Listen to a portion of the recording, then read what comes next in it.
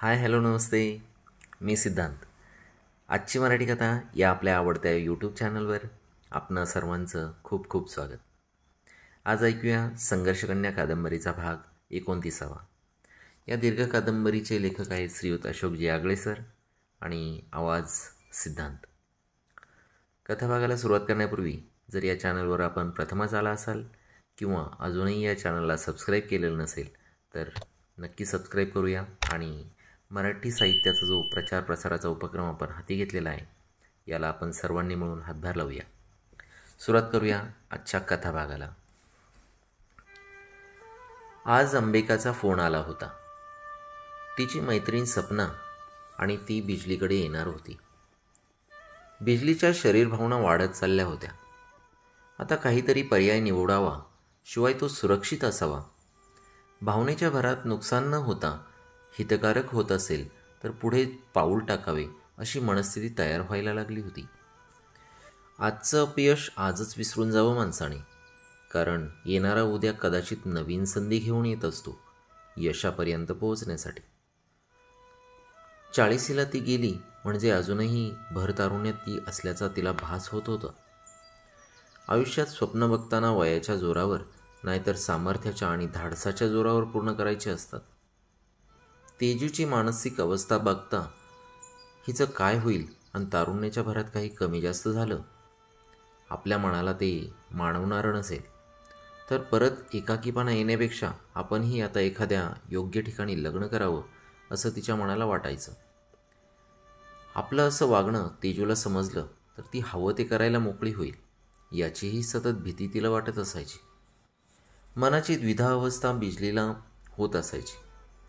तरी तारुण्यसुलभ स्त्री भावनांवर आत्तापर्यंत ठेवलेलं नियंत्रण तिच्याकडून सैल व्हायला सुरुवात झाली होती. दुपारी अंबिका आणि तिची मैत्रीण आली. थोडीशी नीटनेटकी, नुकतीच ब्युटी पार्लरमधून मेकअप केलेली, विविध सौंदर्य प्रसाधनांचा सुगंध ती आल्यापासून घरभर दरवळला होता. बिजली ही आज आवरून मस्त नऊवारीत बसली होती. लावणीला तयार होणाऱ्या मनमोहक प्रसंगात दिसायची तशीच ती आज दिसत होती. तिघीही समोरच्या हॉलमध्ये बसल्या. अंबिका बोलायला लागली. ह्या बाईला सांगून सांगून कंटाळून गेले मी. अगं, या जगात कोण कोणाचं नसतं.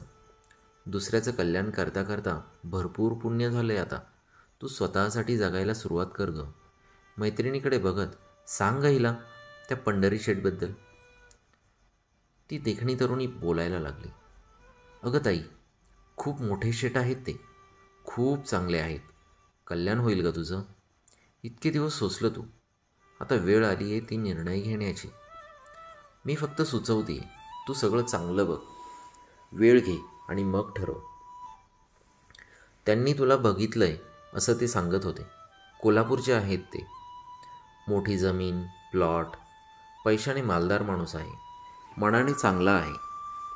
आई बायको आहे त्याला.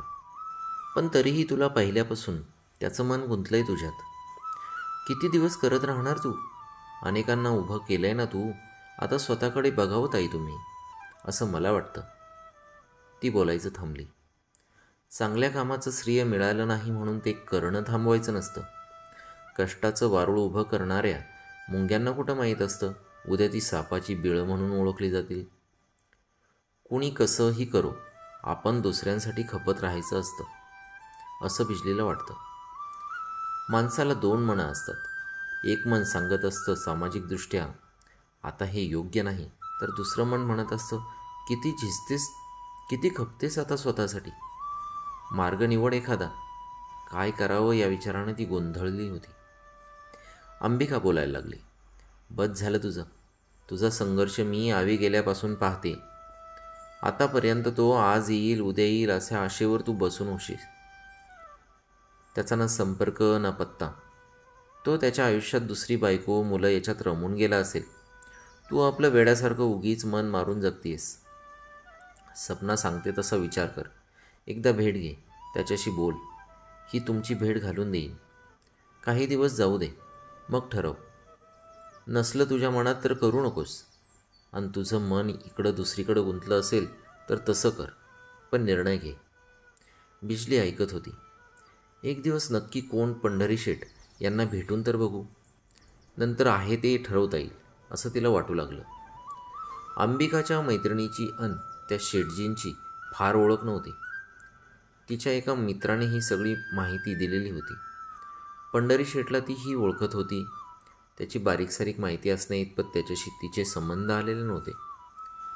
4-5 कार्यक्रमात तिने त्याला पाहिलं होतं. दिसण्यातून तर ते एक सुशील व्यक्ती वाटत होते. त्याच्या मित्राकडूनच पंढरी शेठने मैत्रिणीमार्फत बिजलीकडे प्रस्ताव मांडायला सांगितले होते. मल्हारी शेठच्या वाढदिवसाच्या कार्यक्रमांमध्ये बिजलीचा ऑर्केस्ट्रा ठेवला होता तेव्हा पंढरी शेठने बिजलीला बघितले होते. मॅनेजर मनोहर कांबळेचा फोन नंबर त्याने घेऊन बिजलीला त्याने बोलायचा प्रयत्न केला होता. मनोहरने बिजलीची कसलीच लग्नाची मानसिकता नसल्याचे पंढरी शेठला सांगितले होते. याबाबत बिजलीबरोबर सुद्धा चर्चा करण्याचे मनोहरने टाळले होते. तुम्ही जगत असलेले आयुष्य आणि तुम्हाला हवं असलेलं आयुष्य यातील सर्वात मोठा फरक म्हणजे तुमची मानसिकता. बिजलीची लग्नाबाबत किंवा शारीरिक संबंधाबाबत मानसिकता तयार झाली होती, तर दोन्हींपैकी लग्न हाच पर्याय तिने मनाने स्वीकारला होता. त्या पद्धतीने नियोजन होणार असेल तरच ती पुढे जाणार होती. मला वाटतं खरा प्रश्न जगावं की मारावं हा नसून जीवन नावाचा पदार्थ शिळा न होऊ देता त्यातील ताजेपणा टिकवून कसं जगावं हा आहे.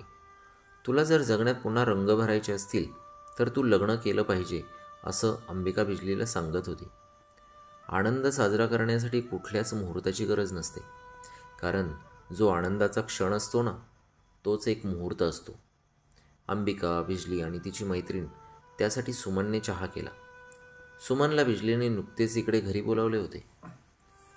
श्याम आणि ताई यांचे चांगले चालले होते. लग्नानंतर ताई कुठे गेली नव्हती. जायला माहेर तरी कुठं होतं. ताईची आई काही दिवस इथं राहून तिच्या बहिणीच्या घरी गेली होती. ताईचा पहिला नवरा एक दिवस दारू पिऊन तिथे ताईच्या आईकडे येऊन माझी बायको कुठं आहे म्हणून भांडण करून गेला होता. ताई कुठं असते आम्हाला पण माहीत नाही असं ते सगळे सांगायचे. त्यावर त्याचा विश्वास बसत नव्हता. कुठल्या तरी तमाशात ती काम करायला गेली आहे एवढंच ते सांगायचे. जवळपास तमाशा आला की तो ताई दिसते का याचा शोध घेत असायचा. सुमनने सगळ्यांना चहा दिला आणि अंबिका आणि तिची मैत्रीण निघून गेल्या. सुमन आणि बिजली गप्पा मारायला लागल्या. श्यामचं लग्न झाल्यापासून मला पण तिथं एकाकी वाटतं असं ती सांगत होती. मनोहर साहेब कधीमध्ये आले की थोडंफार गप्पा होतात. माझ्याकडे जेवण करतात. ते आले की थोडंसं बरं वाटतं मला. एकदा सीझन चालू झाला तिथं कलाकार आले की जाईन गजबजून 1-2 महिन्यांनी असं सुमनला बिजलीने सांगितले आणि तेवढ्यातच तेजू घरी आली. सुमनला आता स्टुडिओमध्ये करमत नव्हतं. दिवस दिवस बसून राहावं लागायचं. आसपास 4-2 मैत्रिणी झाल्या होत्या. त्या कधी कधी गप्पा मारायला येत असायच्या. प्रत्येकीची वेगवेगळी कहाणी असायची. त्यातीलच एक आशा जवळच राहायची, धुणं भांडं करायची, नवरा हमाली करायचा, 2 लेकरं बी झाली होती. वेळ मिळाला की लेकरांना घेऊन सुमनकडे येत असायची. 2 लेकरांना सांभाळून काम करताना तिची कसरत होत असायची. माहेरकडील सासरकडील कुणी लक्ष द्यायला नव्हतं. आशाचा नवरा दिवसभर जडिपाची कामं करायचा. त्यानं त्याचं अंग ठणकायचं आणि तोच बहाणा सांगून दररोज दारू पिऊन यायचा. कमावलेले सगळे पैसे त्यातच घालवायचा. सोबतीला तसेच मित्र त्याच्यासारखेच होते. एक गोष्ट चांगली होती, तो मारहाण शिवीगाळ असं काही करत नसायचा. पण पिऊन आला की नुसता गप्प पडून राहायचा. धड जेवतही नसायचा. सकाळी सकाळी मात्र नेहमीप्रमाणे घरचा डब्बा घेऊन कामावर जायचा. प्रपंचाला एकही पैसा लागत नसायचा. एकटी अशा संसाराचा गाडा ओढायची. 4-5 वर्षात अनेक वेळा पिल्यानंतर उचलून आणून त्याला घरी सोडलेलं होतं. कधी मित्र आणून सोडायचे तर कधी माहीत झाल्यावर आशा जाऊन घेऊन येत असे. सुमनजवळ आशा रडायची, कैफियत मांडायची. सुमन तिला आधार द्यायची. तिचं करपून गेलेलं हृदय तरीही तिला त्याची जाणीव आशाला होऊ न देता नवऱ्याची दारू सोडवावी म्हणून काही उपाय सांगायची. सुमनला जी माहिती मिळाली होती मावळात एक बाई दारू सोडवायचं औषध देते. पौर्णिमेच्या दिवशी सकाळी सकाळी जावं लागतं. असे व्यसनाच्या आहारी गेलेले अनेक लोक तिथं जाऊन दारू सोडून येतात. तिथं मात्र प्रत्यक्ष घेऊन जावं लागतं पेशंटला. झाडपाल्याचं औषध दिलं की परत दारू प्यायचं मन होत नाही. अनेकांची दारू सुटली आहे ही माहिती आशाला तिने दिली. सुखी संसार व्हावा म्हणून एक दिवस नवऱ्याला घेऊन जाते मी. ताई, तुम्ही माझ्यासोबत याल का, असं आशाने सुमनला विचारलं. मला नाही येता येणार गं. एखाद दिवशी साहेब येतील, त्यांना म्हटलं तर ते येतील बहुतेक. मनोहर साहेब खूप चांगले आहेत ताई. तसं मी त्यांच्याशी बोलून पाहिजे. गडी माणूस बरोबर असला पाहिजे, असं सुमनने आशाला सांगताच, करा ताई माझ्यासाठी तेवढं. मी वैतागून गेले हो पार यांच्या वागण्याला, असं म्हणत ती घरी गेली. सतत एकच विचार बरेच दिवस तिच्या मनात होता. यांची दारू सुटली पाहिजे. त्यासाठी मी काही बी करीन, कुठून बी पैसे आणीन, कुणाला पण बरोबर घेऊन जाईल. एक दिवस मनोहर साहेब स्टुडिओत आल्यानंतर आशाची कहाणी सहजच सुमनने मनोहरला सांगितली. कोणाचं जर आपल्यामुळं चांगलं होत असेल तर काय हरकत आहे एक दिवस द्यायला, म्हणून मनोहर आशाबरोबर जायला तयार झाला. सुमनने ही गोष्ट आशाला सांगितली. ती कधीमधी स्टुडिओकडे येत असल्याने मनोहर तिला ओळखत होता. पौर्णिमेच्या दिवशी पहाटेच दारूच्या नशेत असताना आशाने नवऱ्याला आणि मनोहरला बरोबर घेऊन गाडीत टाकले. 2 लहान मुलं त्या दिवशी सुमनकडे ठेवली होती. सुमनची त्यांची खूप ओळख झालेली होती. आयुष्याची खरी किंमत माणसाला तेव्हाच कळते जेव्हा संघर्ष करताना माणूस मेटाकुटीला आलेला असतो. कैलासला सावरत प्रपंच करत होती. एका मुलीला काकोटीला धरून तर एकाला हाताला. आशाने अनेक जवळच्या नातेवाईकांकडे कैलासची दारू सोडवण्यासाठी मदत मागितली होती, पण कोणीही मदतीला यायला तयार नव्हते. आईवडील हळहळ करायचे, परंतु वार्धक्यामुळे त्यांना ते शक्य नव्हते. मनोहर नावाचा देव तिच्या मदतीला धावला होता. माणूस हा अडचणीमुळे हारत नसतो, तर तो त्यावेळी हारतो जेव्हा अडचणीच्या वेळी त्याचीच माणसं त्याची साथ सोडतात. कैलास दारूच्या नशेत असताना राजमाचीजवळ असणाऱ्या एका पाड्याजवळ गाडी थांबवली. मनोहर आणि आशा गाडीतून उतरून चौकशी केली तर त्यांच्या अगोदर 20 ते 30 नंबर पुढे होते. सगळे दारूच्या आहारी गेलेले. तिथं पिण्याच्या नादात अनेक जण गमतीजमती करत होते. कुणी घरच्यांबरोबर भांडत होते, कुणी पळून जाण्याचा प्रयत्न करत होते. एक जण तर गाडीतच दोरीने गच्च बांधून आणला होता. एक जण हातात खंबा घेऊन माझी दारू सोडवणारा अजून या पृथ्वीवर जन्माला यायचा आहे असं म्हणून पेगावर पेग रिचवत होता. न पिता बरोबर आलेले नातेवाईक मात्र हताशपणे आपला नंबर लागावा आणि आपल्या माणसाची दारू सुटावी या अपेक्षेने ताटकळत उभे होते. तितक्यात एक उंची गाडीतून झोकांडे घेत एक सद्गृहस्थ खाली उतरले. उतरताना पडता पडता 2-4 जणांनी त्यांना सावरले. बहुतेक ते मोठ्या हुद्द्यावरील सरकारी अधिकारी असावेत. दारू सोडवण्यासाठी त्याची बायको बरोबर आली होती आणि सावरण्यासाठी त्यांचाच ऑफिसमधला स्टाफ होता. खाली उतरल्यावर जेव्हा त्यांना समजले इथं दारू सोडवण्यासाठी आणलं आहे, तेव्हा ते डोंगराकडे पळू लागले. गाडीतून खाली उतरताना झोकांडे खाणारे साहेब पळताना मात्र हातातील दारूचा खंबा सराईतपणे घेऊन पळत होते. त्यांनी खंबा सोडला नव्हता आणि खालीही पडू दिला नव्हता. त्यांच्या पाठीमागं बाकीचे कर्मचारी पळत सुटले. थोड्याच अंतरावर जाऊन तो थांबला. साहेबांना पकडले. ते तिथंच मटकन खाली बसले. नंबर येईपर्यंत साहेब तिथंच बसून दारू पित होते आणि बाकी त्याला चकना पुरवत होते. बायको हताश होऊन सगळं दुरूनच बघत होती. इकडे आशाचा नवरा कैलास शुद्धीवर आला होता. ताडकन उभा राहत साहेब बसलेत तिकडं चालू लागला. जागजागी सगळेजण दारू पिण्यासाठी बसलेले होते, तर काही औषध पिऊन बाहेर आलेले होते. ते बदाबदा ओकत होते. काही औषध पिऊन गप गुमान जात होते. काही औषध पाजलं म्हणून घरच्यांशी भांडत होते. कैलास पुढे गेल्यावर त्याच्या मागे मागे मनोहर आणि आशा गेली. मला कशाला आणलं आहे का इकडं, बायकोकडे बघत त्याने प्रश्न केला. अहो, इथे दारू सोडायचं औषध मिळतंय. तुमची दारू सुटली की बरं होईल. तुमच्या जीवासाठी आणलं आहे हो, असं ती म्हणाली. चालतंय ओके, इतकंच म्हणत तो खंबाजवळ असणाऱ्या साहेबांजवळ येऊन उभा राहिला. बसा बसा. हो साहेब बसा, असं कैलासला साहेब म्हणाले. दररोज हमाली करणाऱ्या माणसाला आज साहेबच साहेब म्हणतायत ते पाहून तो थोडा लाजला आणि गालात हसला.